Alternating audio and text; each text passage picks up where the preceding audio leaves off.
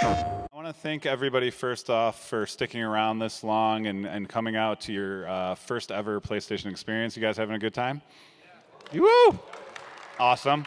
So you're in for a real treat. We actually had our character team give a panel like this when we did a art show at Gallery Nucleus in Los Angeles about a month ago or so, I think it was. So it's very interesting. They, true to Naughty Dog fashion, they iterated on that panel even more, and it's really, really fascinating look into what it took to get Nathan Drake onto the PS4. So these are the amazingly talented character artists we have at Naughty Dog, and I'm going to let them introduce themselves, but really quickly at the end during Q&A, for the best question, we're going to give you one of these awesome Uncharted 4 shirts. So think up your questions and pay attention. Also, the Tomorrow's Children panel has asked us, and we love that game. If you guys haven't checked it out, you should check it out. But we have some of their cards, so I'll be giving cards to people at the end of the panel too. So if you haven't got the 2 of spades or clovers, I have those. So there's that. But without further ado, I'm going to let everybody introduce themselves down the line here. Hello. My name is Ryan Trowbridge, and I'm the lead character TD at Naughty Dog. Hi, my name is Yibin Jiang. I'm the shading artist in Naughty Dog, in charge of all the shaders like skin, hair, eyes, fabric, leather. You can keep going. Basically everything on the character. Okay. Okay, my name is Frank Zhen. I'm the lead character artist of Naughty Dog. Hi, my name is Ashley Swadowski, and I'm a character concept artist. And these lights are very bright. Can't see. Hey guys, I'm Colin Thomas, character artist at Naughty Dog. Oh, do we want? We're gonna start. Or are we just jumping in? Let's just start. Can we maybe like dim those lights just a little? I can't. I'm seeing spots. Everybody's face is just a spot. You just need to talk. Oh, okay. Do what? What do I do? To talk louder? Oh, okay. Okay, so I want to start by talking with you guys a little bit about the type of the work that I do, which is with Drake specifically designing his costume. Since he's a legacy character, this wasn't about designing a new person. He's an established person, but we needed a new look for him. So I wanted to talk to you guys about contemporary costume design in Naughty Dog games. If you're not familiar with contemporary costume design, I'll tell you a little bit about it. It's clothing basically that you're wearing right now. It's stuff that is familiar to us. It's clothing that exists in the present. And it's stuff that we're very critical of because we wear it every day and we look at people wearing it every day. So unlike, say, designing a character that's wearing a corset or, swashbuckler boots or things like that, we're a little bit more accepting about whether or not it's, based off of a true design or, if it's historically accurate, because we're not familiar with it really. It exists outside of our time frame, and we just don't know. So in Uncharted and in The Last of Us, we focus on stories that take place in the present. And in the case of The Last of Us, some years in the future, but we still use clothing that's very familiar so we don't distract from the story itself. So Uncharted was no different, Uncharted 4 specifically. I want to ask you guys, when you think of movies like The Bourne Identity or characters like Jason Bourne or Luann from No Country for Old Men or Selena from 28 Days Later, can you guys picture in your head what their costumes look like? No? Probably not. And that's good. That's actually a really good thing, and it's intentional because the costume designer doesn't want you to focus on the clothing. It's not important, and if you are focused on it, it's bad costume design. So, oops, sorry. It worked anyway. Uh, so creating costumes for contemporary characters can be very much more complex than designing for a period picture. With a period film, the look can be researched and reproduced, and an audience will often be more accepting when clothing is not familiar to them. So you guys can see there's Jason Bourne. Is he wearing what you thought he was wearing? Does anybody have any ideas? Glenn from The Walking Dead. Guy from Interstellar. I don't remember what McConaughey's character's name was. And so on.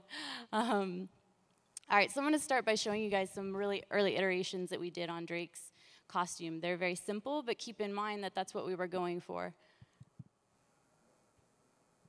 Hello? No, that's the wrong slide.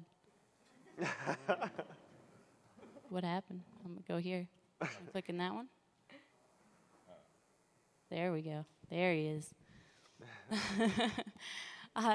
So these hopefully all look familiar to you guys in that they feel like outfits that Drake would wear. They feel true to the person that he is. He is already established. He has kind of an established look, having existed through 3 different games already. And these are just base outfits. So we're looking for kind of what's the foundation of his costume going to be.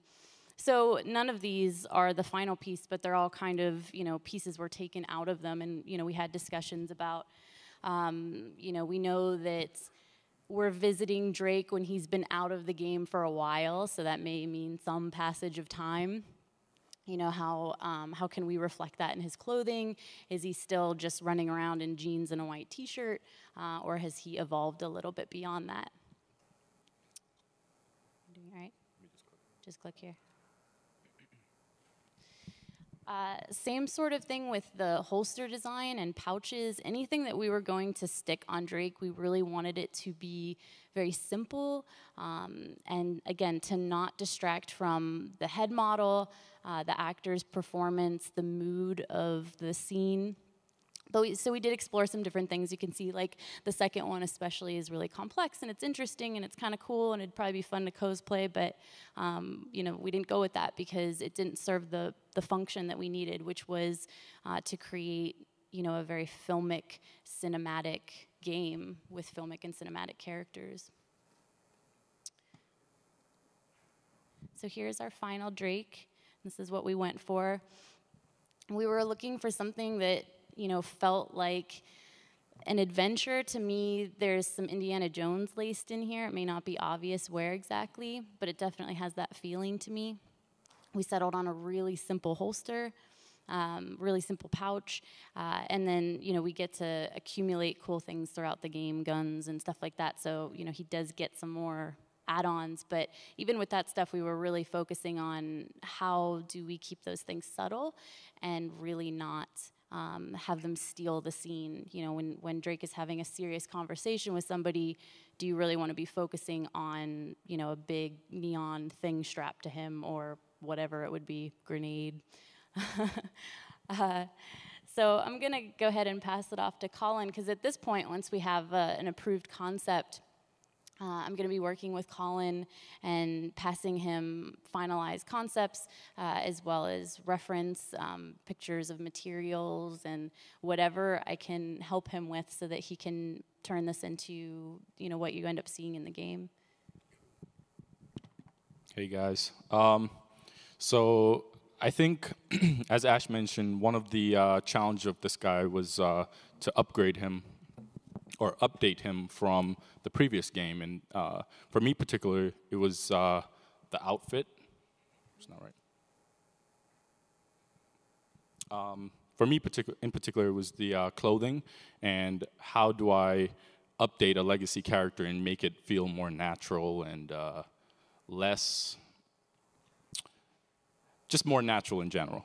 One of the challenges for that was definitely, in the past, we had to sculpt these things by hand, and we still kept a lot of that sculpting by hand, but what we did was we incorporated a new program called Marvelous Designer. What that allowed is, it allowed for us to get really natural draping on characters, and I think even before I get into this stuff, the first thing we did actually was we would get a concept sheet describing the materials and a reference sheet, I should say, describing the materials and all the properties of his fabric. Like here's the wrinkle that I want. This wrinkle, Colin. Sculpt this wrinkle in this picture.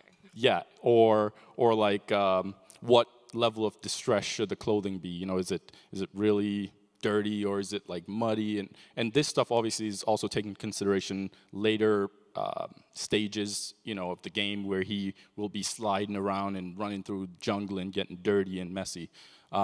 So, and all that is not in this slide, but we do have a reference sheet where we get a lot of that stuff laid out. So yeah, I would then take that and I would basically start modeling the character. So as you can see here, I modeled like his holster and his shirt and all his pouch and his pants and everything, and we just kept going back and forth in terms of, is this the right feel for Drake? Does this, you know, is it form-fitting enough? Is it too baggy? Like, we went through a ton of iteration where, you know, it was too loose or certain folds just didn't feel like Drake. Even the half tuck was a definite challenge, you know, to get right, because we had to take into consideration, you know, is it the right shape? Is it stuff like that is really interesting. So from that, I then take this into our sculpting program, and I added a lot of wrinkles, and I made it more high res. You know, I added, you know, all the little details like the on the holster you have like the little holes, and you know, just everything in general to try and get the materials to feel right. So here a thing that we did also was that you don't see a lot of detail in terms of the fabric detail, and that's because we had another process that came on board like as we were developing Uncharted 4 in general. In the past, we would normally put a lot of the fabric detail and stitching in the actual sculpt, high-res sculpt, but instead this time we decided to do it through shaders, which gave us higher res textures, it gave us higher res fabric details and stitches that we couldn't have in the past. So here's more shots of the clothing, and this is his full body, and again you can kind of see like we took into consideration the folds on his clothing, and you know, is it too tight? Is it the right, you know, level of detail for Drake in terms of like, does these folds fold weird in certain areas, and just things like that. Like even the fold on the back of his shirt was intentional. And if you look back, if I could go back on the original concept, like a lot of that stuff was defined in the concept, and we took that into consideration. We're very concerned with folds. A lot of our time is spent talking about folds. Also, when we're doing this, we need to take consideration because for the later pipeline, it will be rigging. Yeah. And yeah, absolutely. So rigging, which he'll get into later, we have to consider certain things like, are these folds, because initially this had a lot of fold around the knee area, and we have to take in consideration, you know, what that would look like once he start bending and moving around. So, and around the arms, and just in general, everything had to work for rigger, which is the next person in the pipeline. So let me move on to another. So here I'm showing actually some of the details on the stitches that I mentioned earlier. Our shader artists actually did a lot of that, but we as character artists had to set up the models to make sure it's able to do that. But you can see like we have a lot of control in this, how small the stitches are in general. You see here. Before, if we really compare with last gen, how did they do their texture work? All this detail, they will basically paint it into the diffuse, which is the color map. Right. And for the next gen stuff, we'll be able to get more detail because we can basically separate that in a very small map. Right. And it's tieable as well. So, go ahead. Right. Yeah. So a lot of that stuff we were definitely able to handle in shader as opposed to sculpting it into the high res, and that helped a lot to maintain from as it goes in game to cinematic, the same level of detail. So nothing drops in terms of detail level once it gets into the game. So I'll go on to the next slide.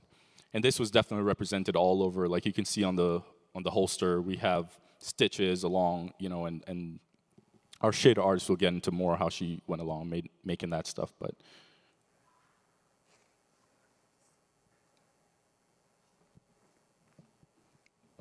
Showing some more images of that. This is in Maya, actually. In Yeah. game, it will look better. Yeah, this is actually in Maya, which is our 3D package.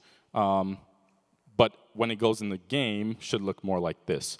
And this is, what the final result of, her shading on the clothing and the modeling that you saw earlier, all the stitches. It's stuff that you don't really see at this level, but once, the camera gets close up on the character, you'll be able to see all that small fidelity. And it helps from a distance, I think, too, just in general. So from here, I'll pass it over to Frank, who handled a lot of the facial sculpting on Drake and all that stuff. So. Hey guys, so my job, basically, my task for Drake's is I overseeing and help developing the final look of Drake. And mainly, Colin is helping and focus on the outfit part of Drake. And at the meantime, I was doing the facial sculpting, the expression, the wrinkles, and the arms as well. And we all work on the hair together. So this is one of our render in our game engine, just a screenshot. But I can't really zoom in right now. But if I zoom in, you guys can see all the detail on his outfit, holster, skin pores on his face as well. So today I'm going to show you guys, first I'm going to show you guys the detail of the arms that we sculpt and the texture on the top and the final in-game shots of the arms. And also we did different poses because sometimes when you bend your wrist or you holding your fist, like your knuckles will pump out, all that kind of detail, we need to put it on a different map. So when Drake's actually punching people or holding a fist, you can show more detail on the top of it. And then I'm going to show you guys how did I upgrade the Uncharted 3 Drake to Uncharted 4. We will have like a side-by-side compare, and you guys can be the judge of it if he really looks like Drake or not. And then we'll show you guys the detail, how do we sculpt from the base mesh of the head to all the skin pores, wrinkles that we have. And I will show you guys as well the wrinkle, actually the expression and wrinkles on the top of the, there will be 2 videos that I'm going to show you guys. And finally, I will show you guys the promotion shots of the E3 Drake that we did a while ago. So let's start it with the detail of the arm. Let me just click. Okay. So we sculpting all this in a program called ZBrush. ZBrush help us we can basically do all the detail that we want. You can see like all the skin pore, all the vents that we have. This is just a sculpting shot and without any color on the top of it. So you can see what I mean by when you're holding a fist, the knuckle part will pump out a little bit more, and when you get it flat, you can see all the veins, like this part, like the bone part on the top of it. And when you bend your wrist, you can see like the wrinkle just folded on the top of the skin. Let's go to the next one. So this is one of our just in-game. We just basically imported our arms in-game and put the maps in. For sure, Ebin did a fantastic job on the skin. So this is one of our final result of Drake's arm. And this is another close shot. You can even see like the detail that we put on, like around his fingernail is some crack, there's some damage. We try put all the detail in to show you guys the environment and the mood he's being in. And this is kind of our final render for the Drake arm. And you can see we will be able to even put all the arm hair on the top of it. And for the rigging side, Ryan, who's our lead rigger, will show you guys more interesting stuff on the hair, how the hair moving and stuff. So next, I'm going to show you guys, focus on the head of Uncharted 4 Drake. So this is just one of the render, but this you can kind of see what kind of detail can we get, and the anatomy improvement on the top of it. And okay, you can also see all the details on the hair, the eyebrows, and the stubble, the beard that we can be able to put in. Here is just a comparison with Uncharted 3 to Uncharted 4 Drake.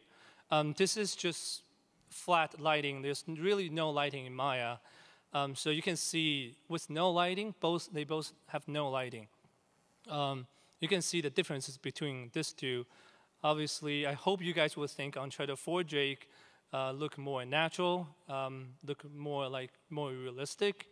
But I'm going to talk about how did I, and here's some screenshot of just the sculpting part comparison. So you can see before Uncharted 3, we have some really sharp angle like on the nose part, on the brow bone and all that stuff. And in order to make a more realistic Drake, we need to basically smooth it out. But at the same time, we need to consider that when we upgrade Drake, he still needs to feel like Drake. He is already established character. He has his own feeling. He has own acting. You know, he has his own voice. You guys know him maybe better than us, since you guys are all fans. So at the same time, if we want to upgrade him, we need to basically take all this into consideration, and we cannot get too far away from the original model.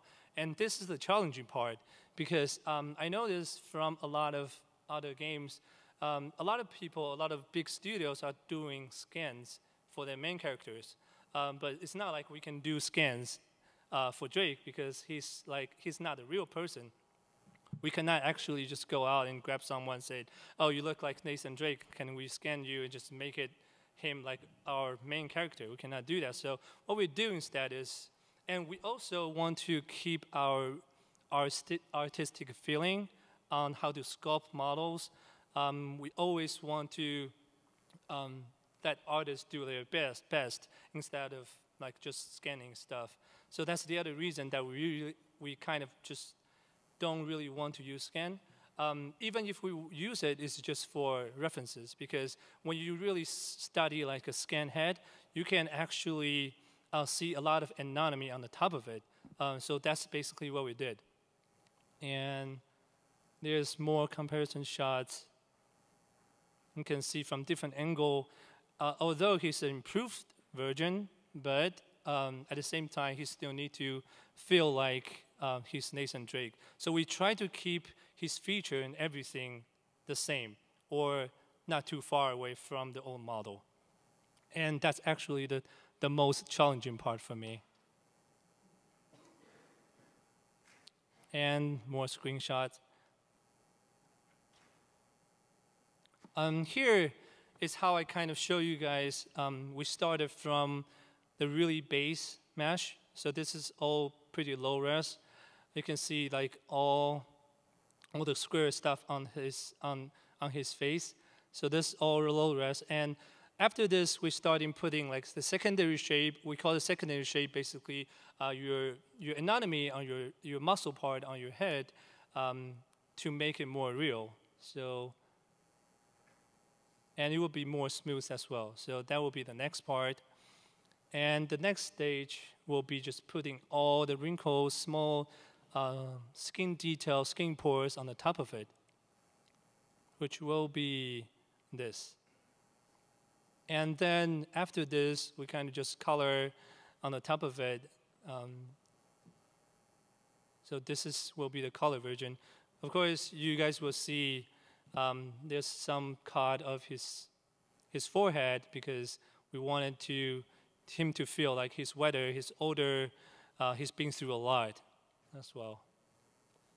And the next one will be this is one of just screen grab from the in-game screenshot.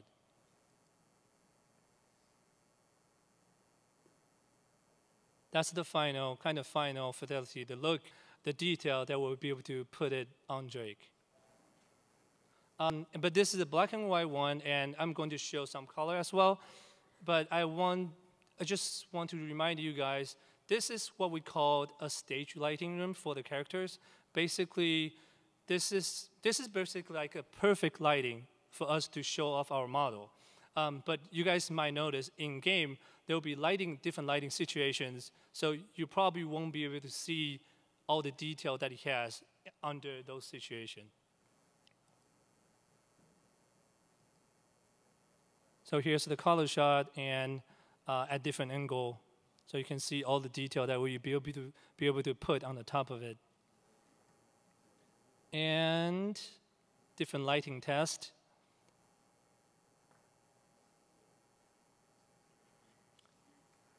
So right now, we're going to show how do we do the wrinkle map on the top of it. So we'll show some expressions, and can we play the video, please? Okay, so you guys can see it's making some expressions, but at the same time, you guys can see how do we do, like for example, like the brown, like nose wrinkler that's kind of angry face that we called. You'll be able to we need to put all the wrinkles in between to make it feel more natural. And when you smile, you will have really a lot of wrinkles on the top of it. You guys seem really enjoying the expression. Anyway, this is kind of showing off how do we, like what kind of detail in the wrinkles that we put it on the top of a model. So when the Drake make the same situation, like same expression, you guys will see all the wrinkles on the top. Now, can we play the next video? So this is actually just in-game. So you guys will be able to see all the detail, sculpting detail, the wrinkles will be transferred into the game that we have.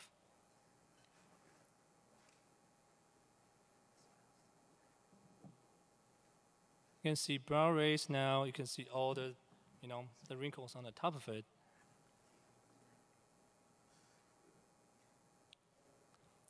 Okay, can we go back to the PowerPoint? Thank you. So the last one, I'm going to show you guys the promotion shots of the E3 trailer Drake that we especially made for the jungle Drake that we call.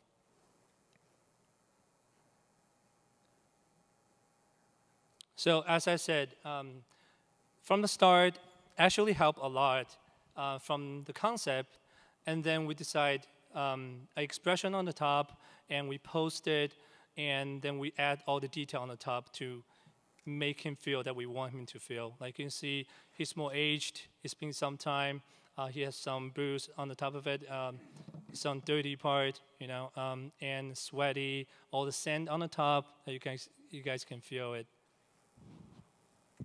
And chest hair. And chest hair, you guys can see that.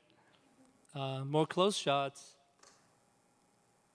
More close shots.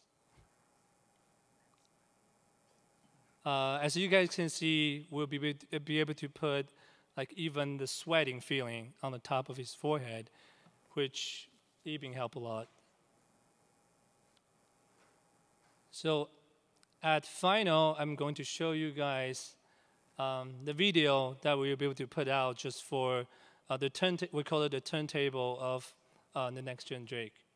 Can we play the video, please? And the next, we'll just give it to the very talented shading artist, Yibin Zhang. She will break down all the materials of next gen for you guys. Thank you.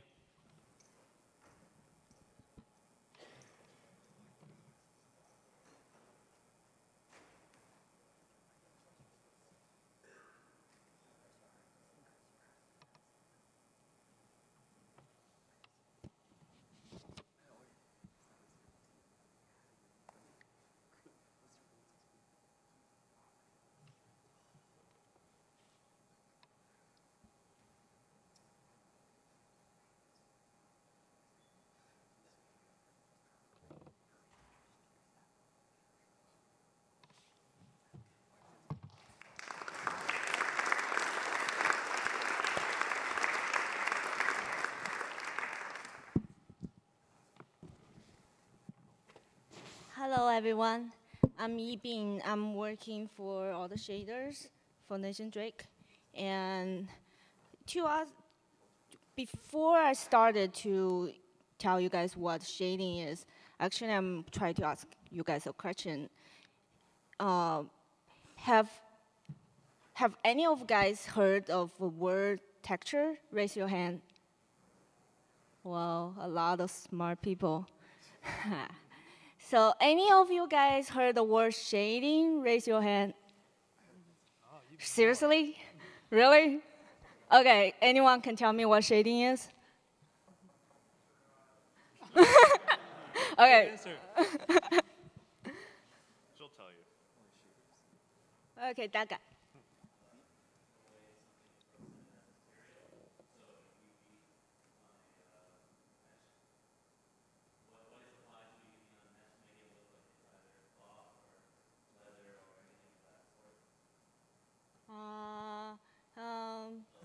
Close, yeah. Yeah. I would say shading is adding depth to something. That's my easiest bottom line answer because that's really what it is. You're creating a shape. Adding Shape? depth through something. Depth. Adding depth, sense of shape. Kind of. Yes. How the lighting react with the material and make it look realistic. Okay, I want to show you guys a video which demonstrate how the shading artists work in Naughty Dog. Can we play the first video? You can see some changes happening. We add a lot of stuff to make it look worse. Yeah, we're perfect before.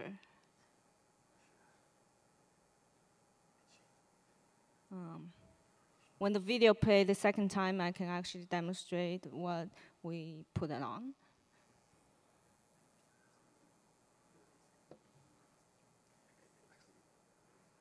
That's perfect, yeah.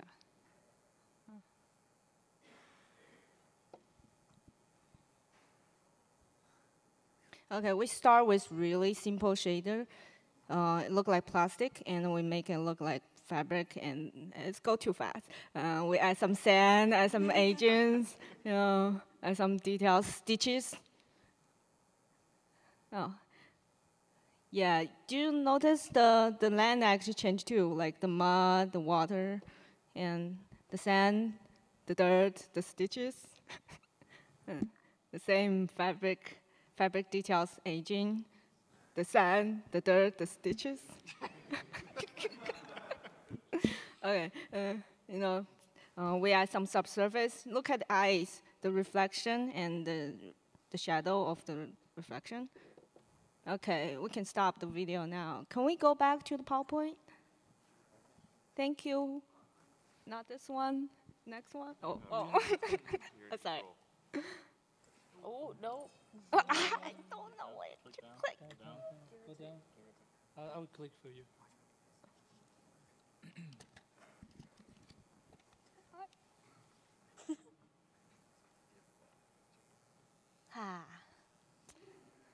In order to get movie quality, we need physical-based shader.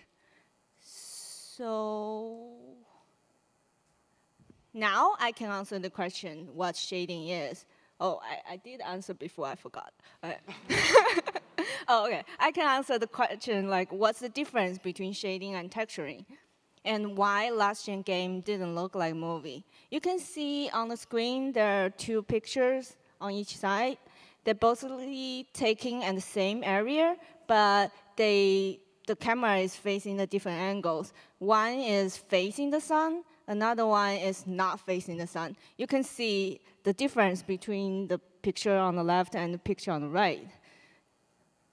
Basically, your eyes is telling you what is look real, what is not when you rotate. For example, I'm facing the sun, his face look different. When I'm not facing the sun, if he's here,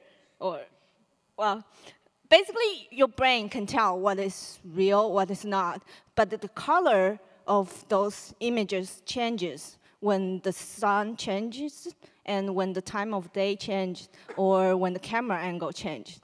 So So, but for next gen, for the last gen, the texture artists just paint those colors, what they saw on the textures, without consider what's the differences of like facing the sun or the camera angle or all those things.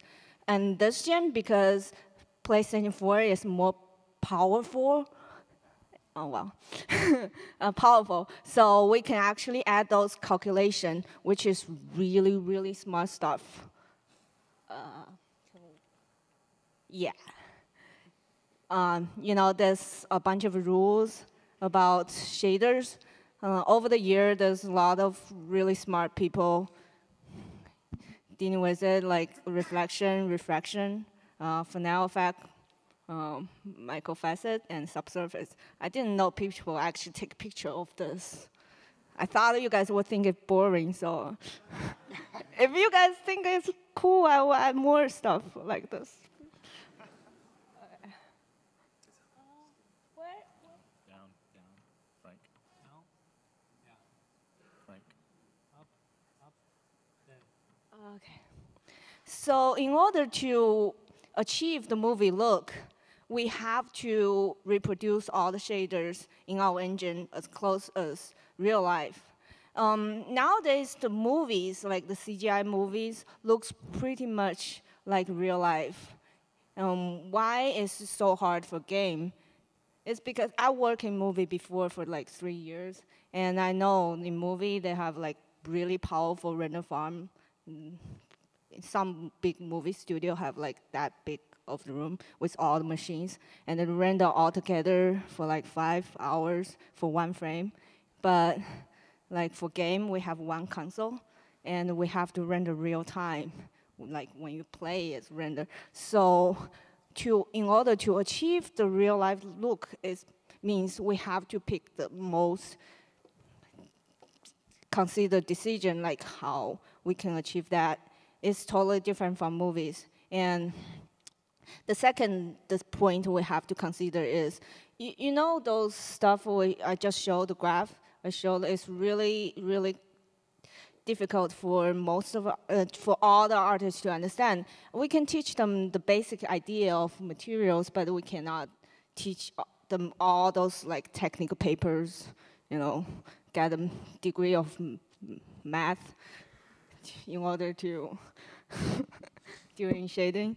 So that's why we have a secret weapon called shader package. Basically, we put all those like researchers, smart people's ideas, all the ideas like the Naughty Dog people, like Colin gave me the idea of stitches, and we put all together in a black box, and the output will be just the layers people understand. Like we can turn on mud, and then we can turn on fabric. We can turn on sand, as you guys just see. It's so easy, you just turn it on and adjust the agent, and boom, the final result, really cool. And this is some example of the shader package we have. You can see the differences between those fabric. The first one looks really silky, and second one is like a t-shirt. Third one is like cargo pants. And we put all those in the shading, in the fabric shaders, and the artist can just eyeball it, adjust it, and the result will look really realistic, I hope. And this is the skin shader. You can see the first one, like the skin pools. I know Frank has some details on the pores and stubbles and the wrinkles on the model, but beyond that, we have micro details which make you feel like skin. And the second one was when he was getting sweaty, how they look like. And third one was when you zoom out, you can see. Frank already showed it before. Oh, can we play the second video? Thank you. And this is how the artist can turn on different layers of materials. Some dirt and some dead leaves. and bunch of wetness, and water, and down the fabric details, and we adjust the size, and then we make it adjust the aging of the fabric, add some small wrinkles, if you guys can notice, and some sand, and some wetness. Oh, stitches, yeah. The letters, we adjust the size of the letter detail, and add some wear and tear, and adjust the specular, and turn on the stitches. Turn on the stitches. Okay, yeah. Now we adjust the color of the eyes. We adjust the pupils, and we turn on the occlusion, the shadow of the lashes, and the reflection, and the eye look realistic now. Okay, that's me. And the next will be the lead character TD. We'll tell you guys how we make Drake move. Hello. So you can go ahead and play the first video. So as a rigger, I mainly focus on working with other artists and trying to figure out how to make Drake move and make all the aspects of Drake move. So me and my team put joints inside of the models that will actually let Drake's arms move, his fingers move, his whole body move. And one of the other things that we do is we look for every aspect that we can try to make Drake feel like he's part of his environment and all the things that move. One of the next gen things that we wanted to try to look at is how could we make his shirt feel like it was actually alive and part of the environment. So here you can see that the wind is blowing on Drake's shirt. This wind is actually the same wind that's affecting the trees and Drake. So when the trees have less wind, Drake will have less wind, and when they have more, so will he. Next video. So I wanted to show you that Drake also has wind on his chest hair and on his collar, and you can actually see how the wind affects him there too. We went to that much detail. Take that, NeoGAF. Next video. We all know chest hair, needs to blow in the wind. That's next gen stuff right there. Here is the hair of Drake also blowing in the wind. Each individual piece of hair actually has its own wind. You can play that video again. And the wind that affects the trees, again, will affect his hair. You can replay the video just one more time. No. So it's a subtle thing, intentionally, kind of like as Ashley talked about. We want every little thing that we add to be subtle, but to add life to the character, but not go so far as that it will make the character stick out and feel unnatural. One of the interesting point this is actually the intensity of the wind also affect on Drake's hair. So when the when more get windier, and the Drake's hair will move more accordingly. So it's really cool tech that we have now. Yeah. All right, next video. So in this scene, Drake is getting thrown into the waterfall, and this enemy slams him up against the water, and this shows how the water actually affects Drake's hair.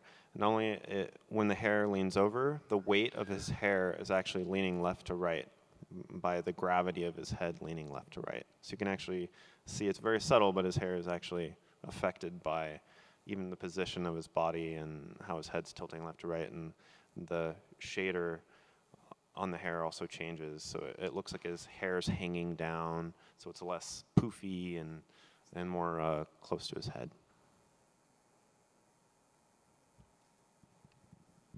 Also get wet. yeah, got wet.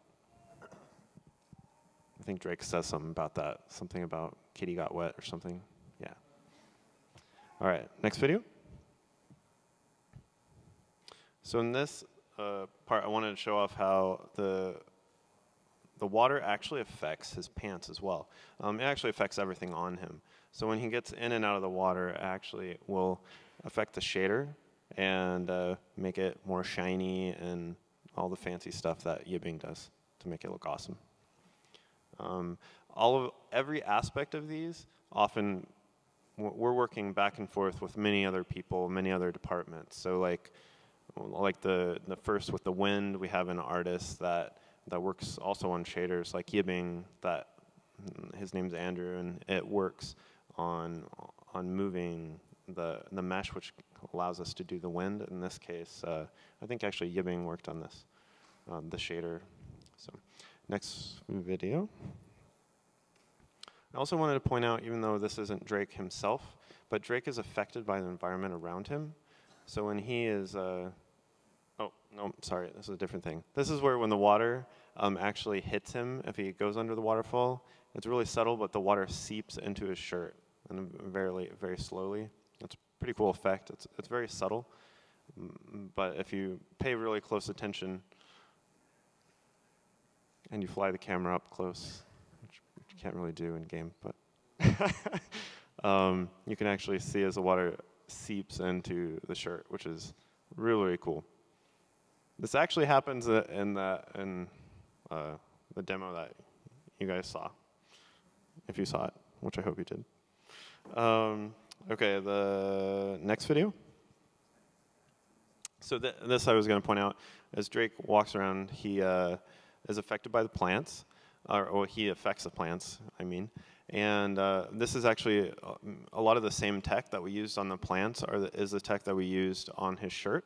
And that was, the plants actually inspired Drake. So when we saw how the plants were moving, that was actually what got me going over to the artist and talking to him, being like, how could we actually do some of this stuff to affect Drake's shirt and try to make him be moving in the wind and things like that, like the plants. Okay, next video.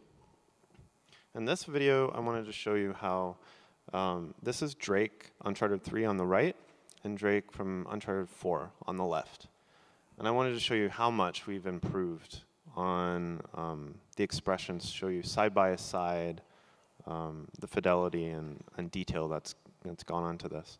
We've gone to great lengths to try to make it feel like his skin is more organic, more of him moves, and you can see how there's a lot more detail in the lips. You can see how even his cheeks are moving, and even moving his jaw left to right. You can see just how organic it feels compared to our last version. Next video. So this is a crazy amount of expressions that Drake can do.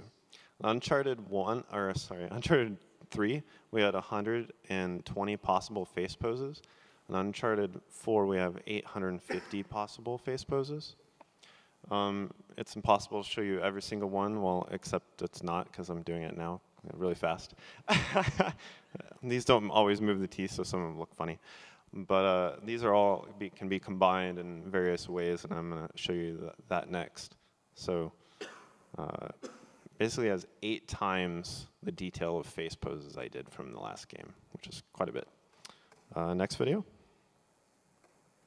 So here I wanted to show you more in detail, just slowly going through some of the poses. Here on the right is like a control panel that the animators would use to animate Drake. It's broken up into different areas to help the animators find controls quickly. And as you can see, as Drake's opening his mouth, it's affecting his neck, it's affecting his jaw. Here we're layering on some raising up the lips and lowering the bottom of the lips. All this is broken up into very distinct muscle movements, which is very similar to how a real human face works. We've went to great lengths to try to make it feel like it is possible for the animator to make every possible face movement based on facial, realistic, real-world muscle movement. And it actually helps in guiding us and how we can make Drake feel more and more realistic.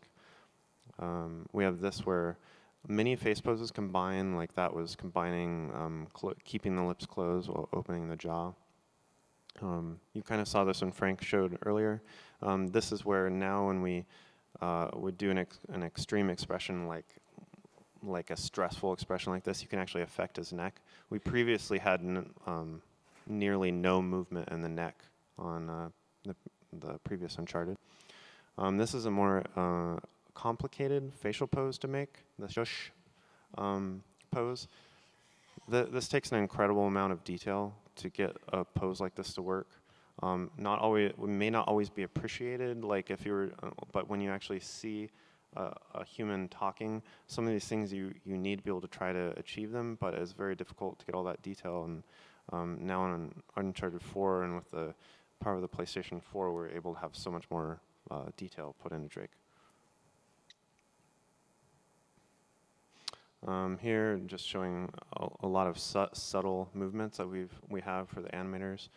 We have everything from just little nose movements to being able to puff up his cheeks, so it feels like maybe he's holding his breath underwater, or maybe just filling his mouth with a little air or something. Okay. So here we just have him lowering his eyebrows, raising up his eyebrows. All these subtle movements. You can even see all the detail in the brows.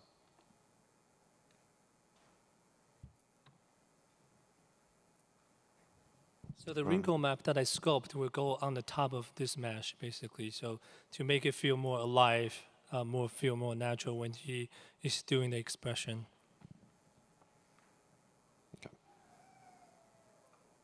Okay, next video. I want to show this real quick. Basically, also when we move the eyes, the animators basically can move the eyes around, and all of the eyelid movement is automated. So it makes it very easy for the animators to get their initial pose, and they can even close the eyelids and then continue to move it around. You can see subtle movements of the eyes affecting the eyelids. All right, so that'll be the end of our talk. I'd love to show you a ton more, but we only have so much time. So if you guys have any questions, feel free to step up to the mic. Cool. We're going to have time for just a couple questions, unfortunately, here. Yeah, let's fire away here. All right, so I just wanted to thank you guys for your work. Drake looks great. And when I say great, I mean sexy. So my question is, when you're designing a character with Drake or any character you might have designed, is there a discussion on how attractive a character should or shouldn't be? This one? No. We'll definitely talk about, we'll have a lot of really detailed conversations about conventional beauty standards in games and, what makes somebody heroic versus not. So we definitely have those conversations. Funny story. I'm the first female concept artist to work on Drake, but I am not responsible for his low-cut Henley and his chest hair and his muscular pecs. That was actually Neil Druckmann that pushed that. So I just want to put that out. Someone's recording this? Sorry, Neil. Thank you. I have a technical question about when you were talking about the wrinkle maps. Are they specifically like multiple normal maps changing when it comes to wrinkles? Yes. To answer your question, yes, that's multiple wrinkle and normal map on the top of it. And also, what is the resolution of the normal map and textures and stuff like that? 1K. 1K? Okay. I think I'm going to hop in because the other panels I've seen have been going back and forth. So the topology on that model, that's gorgeous. Congratulations on that. It looked really good.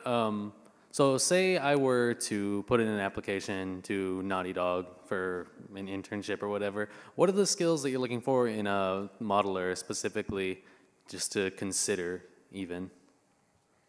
Oh, this one doesn't work. Yeah, they're all hey. Oh, okay. Sorry. I think in general, when it comes to topology, personally, I really like clean topology, obviously, if you look at any of that stuff. But one of the things we look for, I guess, when we're looking for people is, how well you guys really work with people, and just can we get along? Because we're going to be doing that a lot, obviously. During crunch and all those other times, you guys got to be able to handle each other. So yeah, having to deal with people in general and just having a good attitude, I think. I know sometimes we get applications and some people don't want to take the test and stuff like that. And the test is, not only does it help see, your ability, but it also helps see if you're even willing to take the test, because a lot of people don't, and that already tells a lot about their character and, stuff like that. So, yeah. Yeah, being a team player is definitely one of the really important aspect that we see if we want to hire you. The other one is, I think this is depending on the company that you apply. For example, if you want to apply to Blizzard, then Blizzard have some special style, their own style. So same thing would be to Naughty Dog. Naughty Dog, our style is more realistic. We pay a lot of attention to. That is my son, by the way. Hey, Lucas. We pay a lot of attention to how you sculpting, texturing the facial stuff, because that's what we really focus on. So if you really want to apply Naughty Dog, you need to have a really good anatomy base of your sculpting, and your detail on the top have to be top-notch as well. Okay, thank you. No problem. This is a question for anybody. You talked about realism, but and this is just my interpretation, but you guys have always avoided the uncanny valley because you have a slight sense of stylism. And I was wondering, even though you're getting more realistic, how important, or if important at all, is that kind of dash of stylism to keep things particular? I know exactly what you mean. I think it's always been a challenge to, stay away from the uncanny valley in general. That's especially noticeable on faces, and it's harder, I think, to make that not look creepy in any way. But I think being able to sculpt it, to a high realism in terms of, all the pore details and all that stuff, having good anatomy and stylizing the anatomy just slightly, not that it's, absolute photoreal, but just that it looked natural. Obviously, those feedback can come from everyone as well, and maybe Frank can talk more about how he stylized the face, or sorry, how he adds those just small elements of stylization to the face to not make it look, creepy or staying out of the uncanny valley. So that's what I mentioned, that we don't really use scan data, because when you use scan data by yourself, you just basically fall into that. So what we ask for all of artists to do is we want artists to put in that artistic feeling of their own into our model. And that helps us a lot to give it a more stylized feeling into the realism that we're going to achieve. Yeah. Cool. We have time for one more question on the left side. Andrew and everybody else in line, you can just come up towards the end and we'll field them. How often has art and design been inhibited by technological difficulties? Like, how have you had to scrap a lot of good design or art elements because you didn't have the technology to work with it? Or conversely, have you had to write tools to incorporate really good ideas? Colin will be the perfect one to answer this question. I think that starts obviously from the concept stage, meaning, are you going to add certain elements to the characters that we can't yet do? We obviously have to speak with riggers and make sure it's possible to be able to do that kind of stuff. let's say you want to add a, I don't know, a jacket onto Drake. Like we need to know that we can, you know, rig it to move naturally and all these other things. So it starts from concept, then we have to make sure that people in the other pipelines can actually achieve it. But in terms of, there's a lot of things we can't do that we kind of have to scrap or rethink, you know, based on technology and stuff like that. So I think in general, and that affects everything, not just model in general, which is what we focus on most, but that affects the actual game design as well. You know, maybe there's some things that we just can't do yet. Like we want to make a mountain fall or something crazy. I don't know what's next in Uncharted, just saying. Yeah, so in general, it's always, you know, balancing act, so. To be more specific, Colin is really talented, and we basically developed one technical point that we can actually make the clothing moving feel very natural. But just because some of technical difficulty that we have, all those ideas, even though we can kind of we know exactly how to do it, but we won't be able to put it in the game. And sometimes it's really frustrating, but as an artist in Naughty Dog, you just need to always work with what you have, because as a character artist in Naughty Dog, they gave us a lot of freedom to develop what we want to apply on the character, and we're really lucky to be in this company, and we really appreciate what we can do for the model. Thank you. Awesome. So thank you, everybody, for coming out to this. PlayStation